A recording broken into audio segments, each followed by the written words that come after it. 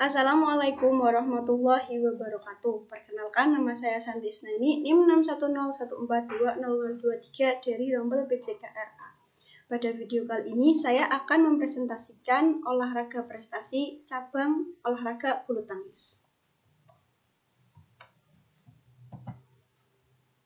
Sebelum kita masuk ke dalam inti materi, kita harus tahu dulu apa itu permainan bulu tangkis. Permainan bulu tangkis merupakan salah satu cabang olahraga permainan yang populer dan banyak digemari masyarakat Indonesia bahkan di seluruh dunia. Permainan ini menggunakan raket sebagai alat pemukul dan shuttlecock sebagai objek pukulan. Dapat dimainkan di lapangan tertutup maupun terbuka.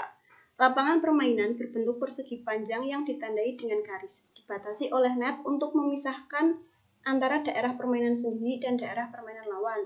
Permainan ini dapat dimainkan oleh putra maupun putri. Dapat pula dimainkan oleh pasangan campuran putra dan putri yang biasa disebut ganda campuran.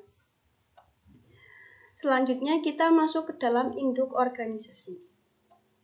Setiap cabang olahraga masing-masing memiliki organisasi internasionalnya tersendiri yang berbentuk sebagai badan atau induk organisasi olahraga internasional maupun nasional. Seperti yang familiar kita ketahui yaitu FIFA, yaitu sebagai badan organisasi internasional yang menaungi sepak bola. Bulu tangkis sendiri memiliki badan induk organisasi olahraga internasional yang bernama BWF, singkatan dari Badminton World Federation. BWF sendiri didirikan pada tahun 1934 dengan nama International Badminton Federation oleh 9 negara, yaitu Denmark, Kanada, Inggris, Irlandia, Perancis, Belanda, Skotlandia, Selandia Baru, dan Wales. Saat ini anggota BWF bertambah hingga 129 negara dan 5 konfederasi regional di seluruh dunia. Kemudian tahun 1930-an, bulu tangkis masuk ke Indonesia atas pengaruh kolonialisme Inggris dan di dua negara tetangga yaitu Malaysia dan Singapura. Seperti dikutip dari buku Bulu Tangkis Dasar tahun 2017 karya Didi Yuliawan, contoh perkumpulan bulu tangkis tersebut adalah Bataviase Badminton Bond dan Bataviase Badminton League yang berlokasi di Jakarta. Berawal dari sejumlah perkumpulan tersebut hingga terbentuknya Badan Olahraga Bulu Tangkis Nasional. Kemudian tahun 1951, PBSI atau Persatuan Bulu Tangkis Seluruh Indonesia secara resmi terbentuk tepat pada tanggal 5 Mei, sekaligus menunjuk Arohdi Prataatmadja sebagai ketua pertama. Kemudian PBSI menjadi wadah pembinaan bagi para atlet yang nantinya membela nama Indonesia dalam ajang turnamen tingkat internasional di bawah naungan Federasi Bulu Tangkis Dunia atau BWF. Fungsi pembinaan tersebut didukung dengan adanya fasilitas berupa Pusat Pelatihan Nasional Pelatnas di Cipayung, Jakarta yang berdiri sejak tahun 1992. Organisasi induk olahraga bulu tangkis ini memiliki tingkat kepengurusan hingga tingkat wilayah provinsi, yakni pengurus daerah atau pengda maupun tingkat kota madya atau kabupaten, berupa pengcap atau pengurus cabang. Kemudian kita masuk dalam sarana dan prasarana olahraga bulu tangkis. Dalam mencapai prestasi olahraga tentunya melibatkan banyak faktor, baik itu faktor internal maupun faktor eksternal. Dalam olahraga bulu tangkis, latihan merupakan penopang utama tercapainya suatu prestasi olahraga, sedangkan kualitas itu sendiri ditopang oleh faktor internal, yakni kemampuan atau bakat atlet, serta faktor eksternal yang meliputi fasilitas dan sarana prasarana di dalam latihan. Di dalam olahraga, tercapainya suatu prestasi tentu dilandasi dengan adanya kemauan keras atau motivasi dari diri atlet untuk berprestasi. Timbulnya motivasi untuk berprestasi dalam diri atlet tentunya didasari dengan ketersediaan fasilitas sarana dan prasarana latihan yang menunjang keberhasilan atlet untuk berprestasi. Sarana dan prasarana merupakan salah satu faktor eksternal yang mempengaruhi motivasi seseorang. Kemudian, sarana dan prasarana bulu tangkis. Yang pertama ada raket, kemudian ada shuttlecock, lalu ada net, lapangan bulu tangkis, sepatu yang dipakai oleh pemain, dan jersey yang juga dipakai oleh pemain. Kemudian yang kedua adalah macam-macam lapangan bulu tangkis. Sarana dalam berlatih bulu tangkis mempengaruhi kemampuan mereka dalam bermain. Untuk mencapai prestasi, diperlukan fasilitas yang memadai saat berlatih. Akan lebih nyaman berlatih di dalam ruangan dibandingkan dengan berlatih di lapangan terbuka. Karena berlatih di lapangan terbuka lebih sulit menyesuaikan kondisi cuaca. Ukuran lapangan juga berpengaruh di dalam berlatih bulu tangkis. Diperlukan ukuran lapangan yang sesuai dan standar. Misalnya dalam ketinggian bangunan atau gedung diperlukan ketinggian yang sesuai dengan standar supaya tidak mengganggu atau mempengaruhi teknik atau pukulan pemain.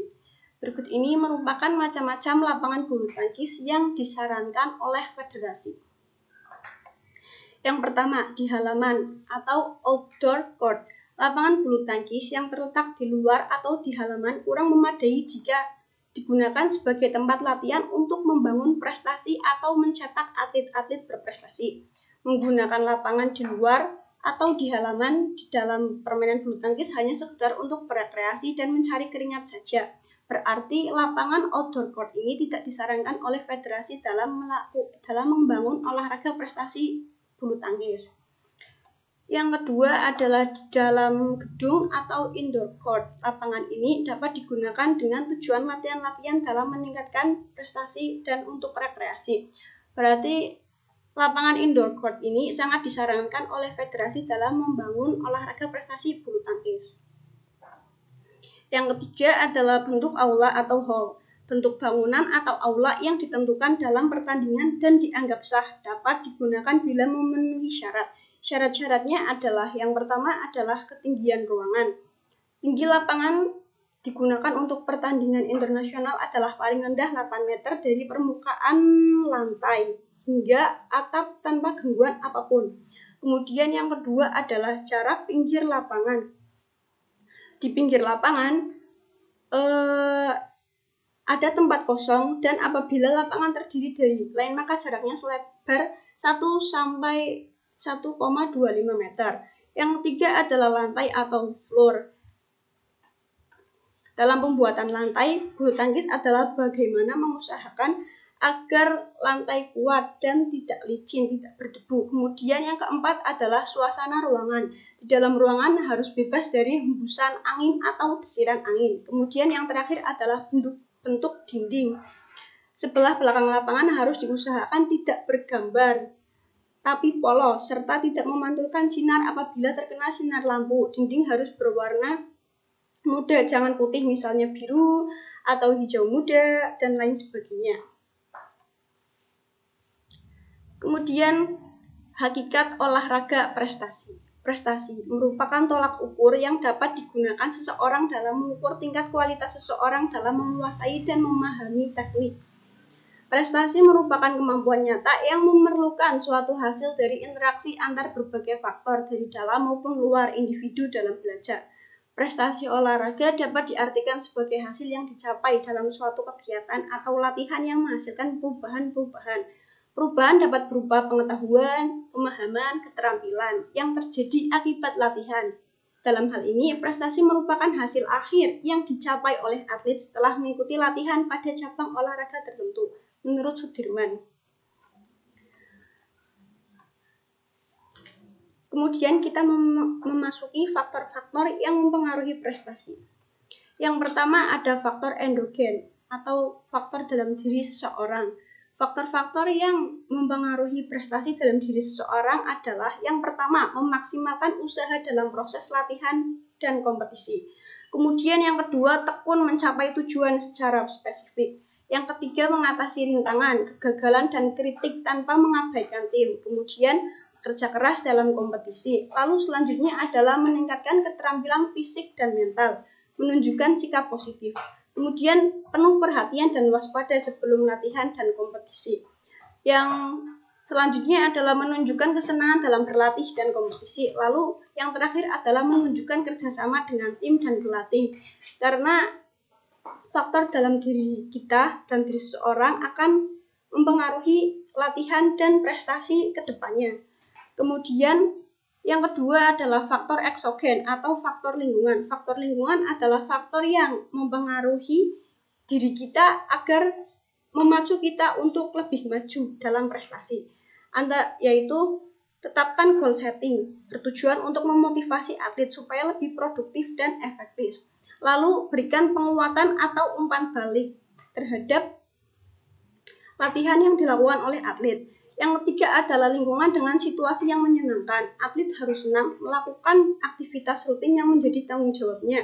Aktivitas yang dilakukan tidak didorong oleh paksaan dari pihak manapun.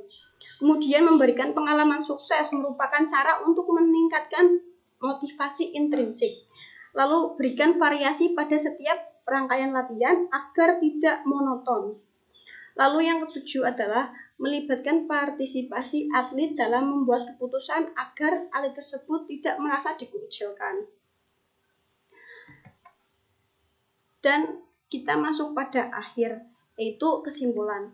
Tercapainya prestasi atau keberhasilan mereka dikarenakan beberapa faktor, antara lain kemampuan dan kemauan atau motivasi untuk berprestasi yang tinggi, serta didukung dengan adanya fasilitas latihan atau sarana-prasarana yang memadai untuk tercapainya sebuah prestasi.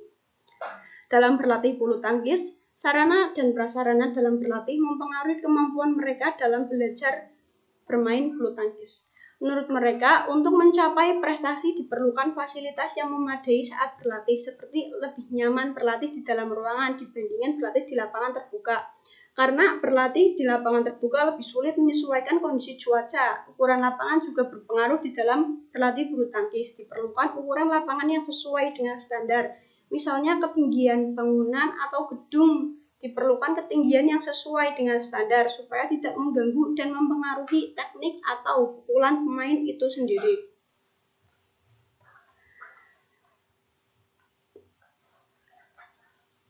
Baik, sekian presentasi dari saya. Saya memohon maaf apabila terdapat kata-kata yang tidak sesuai atau salah kata atau salah pengertian. Saya memohon maaf yang sebesar-besarnya. Saya akhiri sampai di sini.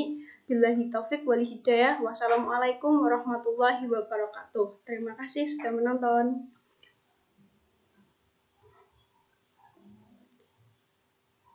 NNN.